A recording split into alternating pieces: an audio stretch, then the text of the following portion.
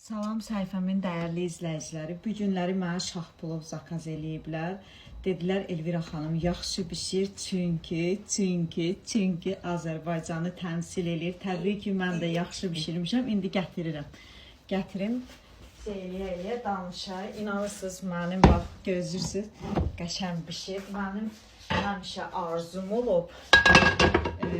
Azərbaycanın adını, yəni həmişə istəmişəm ki, ucalara qaldırım. Rusiyada eşidəndə ki, mənim bu şahplovum Azərbaycanı təmsil eləyər. Elə sevindim.